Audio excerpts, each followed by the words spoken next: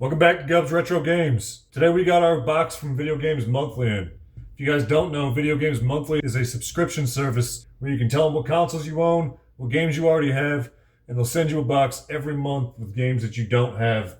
So this month I have the 3-game box subscription selected, and the consoles I asked to get games for were the NES, the SNES, the N64, and the Sega Dreamcast. So let's go ahead and open this up and see how they did this month.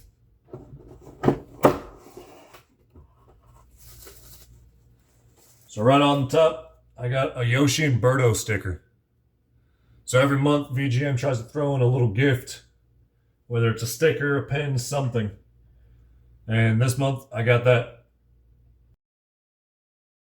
Up next, I've got a 1-up card. It's essentially saying, since I have the 3-box subscription, they went ahead and sent me 4 games this month. And typically they try to do that whenever they know the value of the box isn't that high. And they're trying to get it closer to what you pay every month. So let's go ahead and start off with this SNES game that I got in here. And it is Super Scope 6. Now looking at the labels, they're in really good condition. The cartridge is pretty clean. Honestly, kind of disappointed to see it. You can find Super Scope 6 games pretty much anywhere, so I'm kind of disappointed to see this one. I mean, it doesn't help that I don't have a Super Scope or, an old TV, the CRT TVs, to actually play it. I'm working on getting those, but right now they're just not on my list of things. So, the gameplay footage here was just the intro screen. It does look interesting. I'd be really hyped if I did have the Super Scope, but it's just not something I have. Honestly, this isn't my favorite thing I've gotten from VGM so far. It's really disappointing. Moving over to the NES, I got Casino Kid. Now again, the cartridge looks like it's in pretty good shape. No major scuffs that I can tell. I got one there. But it definitely needs to be cleaned. The labels are in pretty good condition. So that's a plus, that's a bonus.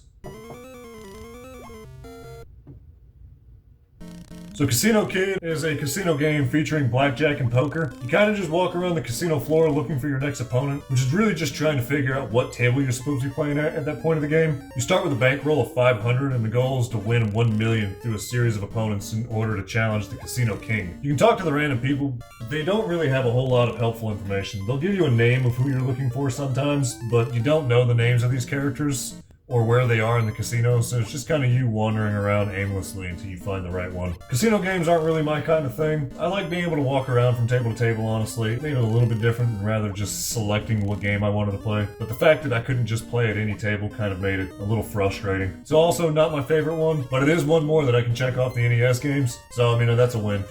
Following that, we have Xevious the Avenger.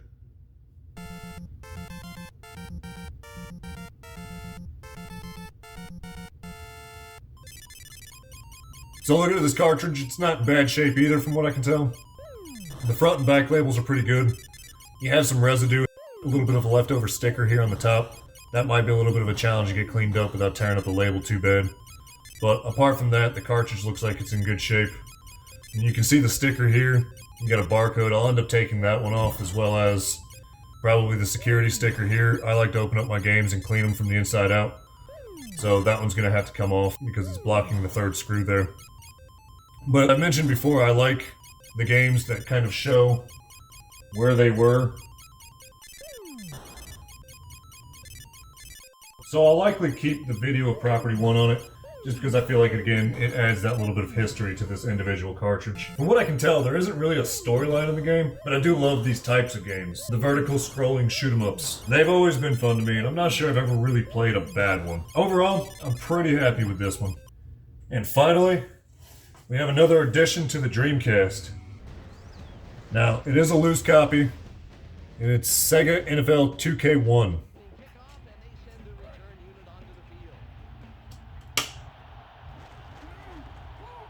And that might need to get cleaned up as well, but I don't see any of the scratching that I had kind of described before in earlier videos. There are light scratches on it, but I don't think it's going to do anything as far as gameplay.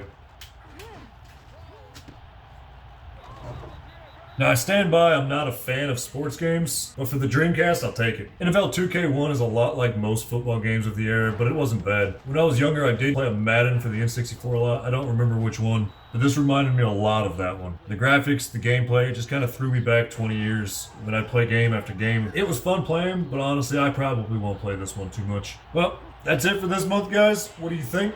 Honestly, I'm pretty bummed by Super Scope 6 and Casino Kid. Well, the rest wasn't terrible. I mean, I understand that every month, not every game is going to be a win. And that's kind of the gamble you take with these. But it is, again, something that I enjoy getting. It's something different to play. It's something new to try. A lot of these titles I've never tried. Anyway, I hope you guys enjoyed this month's Video Game Monthly video. Until next time, keep on gaming.